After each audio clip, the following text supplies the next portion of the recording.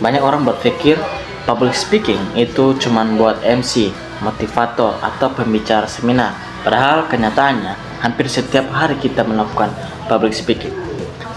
Dan hari ini aku mau jelasin kenapa kemampuan ini bukan cuma penting, tetapi wajib kalau kamu mau berkembang dalam kehidupan dan karir Anda.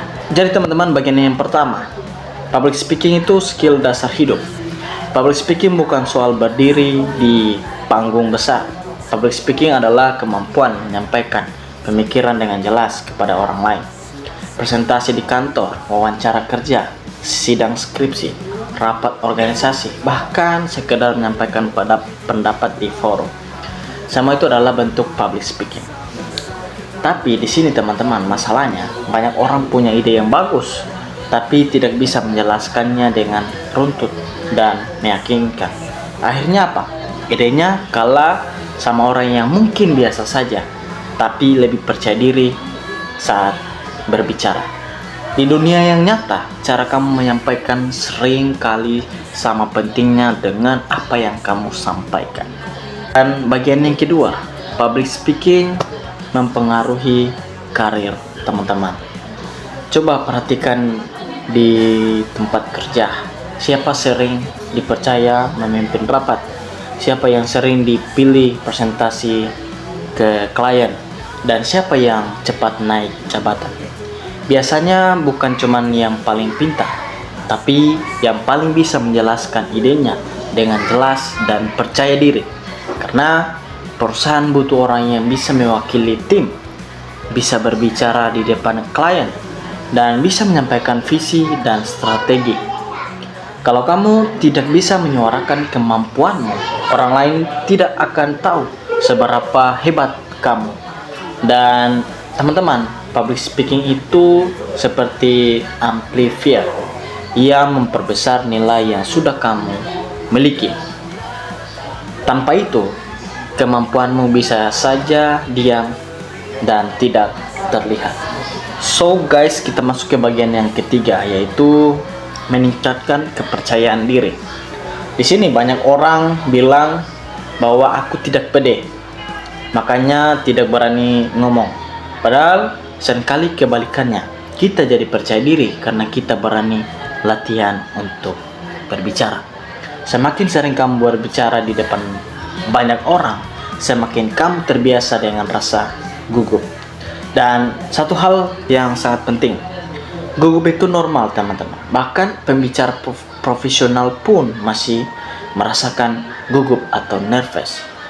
Bedanya, mereka tahu cara mengelolanya. So, public speaking melatih mental kamu, melatih cara berpikir, melatih cara menyusun kata dengan rapi, dan itu berdampak ke semua aspek hidup kamu. Bagian yang keempat yaitu membangun personal branding dan pengaruh. Cara kamu berbicara membentuk cara orang melihat kamu.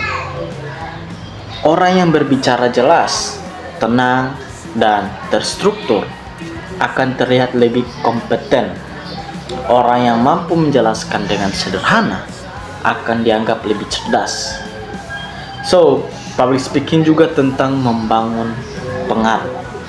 Pemimpin besar dunia seperti Barack Obama dikenal bukan hanya karena kebijakannya, tetapi juga karena kemampuannya berkomunikasi. Di Indonesia, tokoh seperti Soekarno mampu menggerakkan bangsa lewat pidato-pidatonya. Artinya apa teman-teman? Kata-kata punya kekuatan, dan kemampuan menyampaikan adalah kekuatan itu sendiri.